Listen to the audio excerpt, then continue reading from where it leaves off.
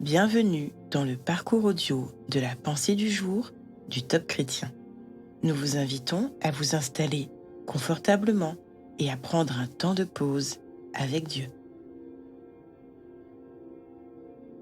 La délivrance, une bonne nouvelle, par Sandra Dubé. Voici les miracles qui accompagneront ceux qui auront cru. En mon nom, ils chasseront les démons. Ils parleront de nouvelles langues. Ils saisiront des serpents. S'ils boivent quelque breuvage mortel, il ne leur fera point de mal. Ils imposeront les mains aux malades, et les malades seront guéris.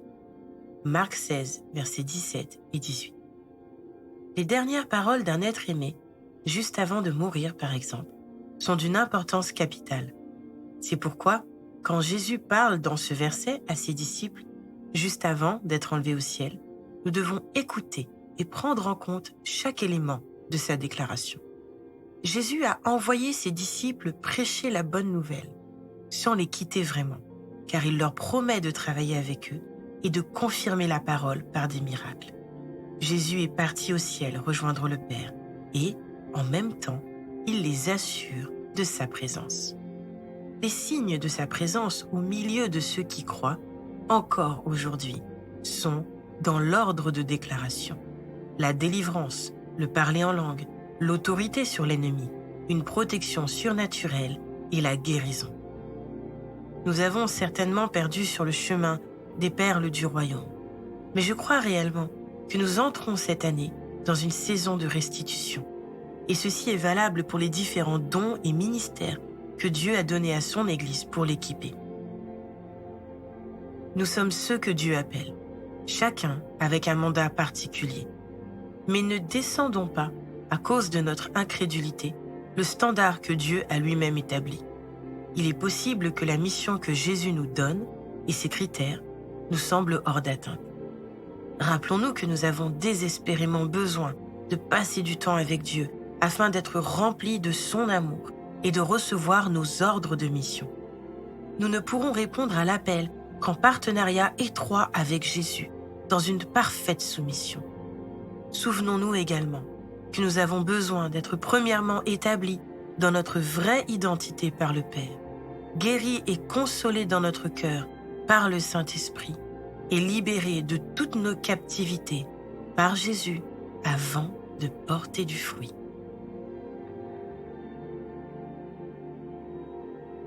La grande mission que le Seigneur a donnée à ses disciples avant de repartir vers le Père est pour nous aussi aujourd'hui.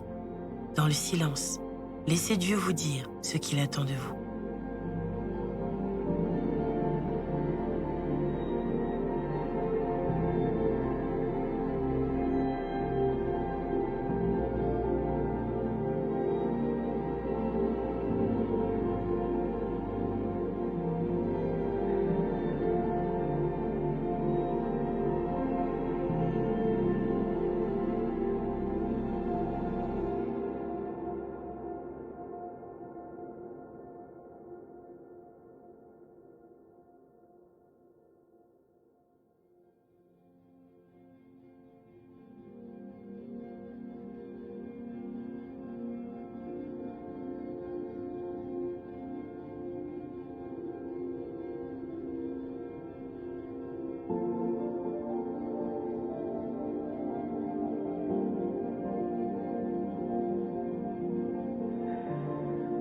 Dieu nous appelle tous à le servir, avec les dons particuliers qu'il a confiés à chacun. Si ces attentes vous semblent trop élevées, ne vous inquiétez pas, car il comble nos manques. Vous pouvez prier ainsi. Seigneur, aide-moi s'il te plaît, à te servir avec ce que j'ai, comme l'ont fait tes disciples, avec les 5 pains et les 2 poissons. Aide-moi aussi à faire un pas de foi dans ce que tu me demandes, afin de voir le miracle. Amen.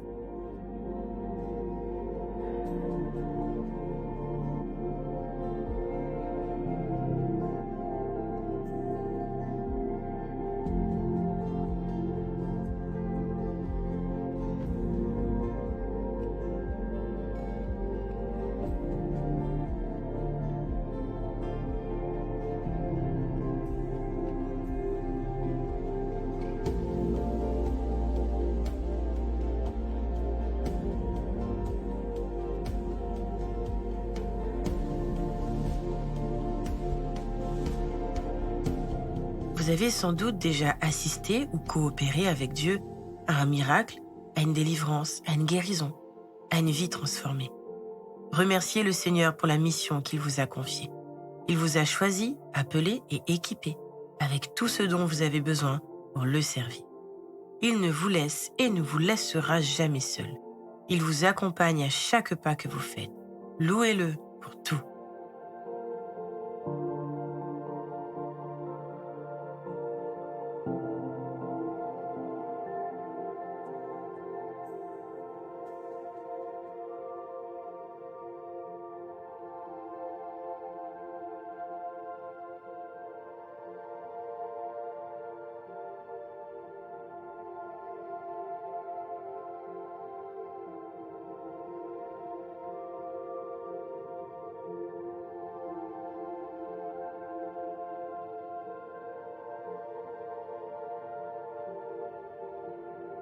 Vous demandez-vous comment servir Dieu?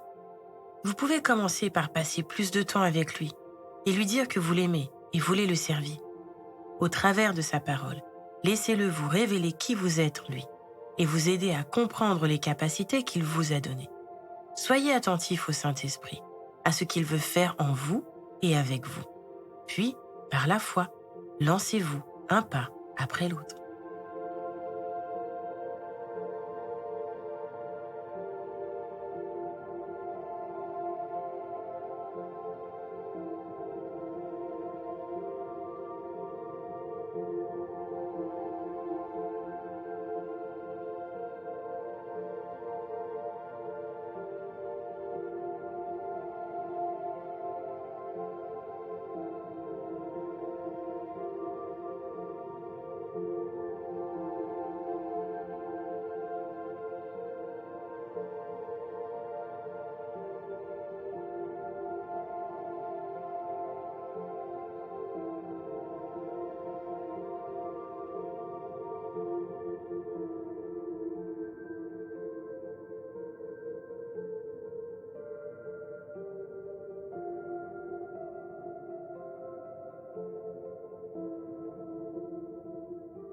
Notre parcours du jour se termine. Prions ensemble afin d'honorer notre Dieu. Merci Seigneur pour tout ce que tu as déjà accompli en moi et pour la confiance que tu m'accordes pour te servir. À toi soit le règne, la puissance et la gloire. Amen.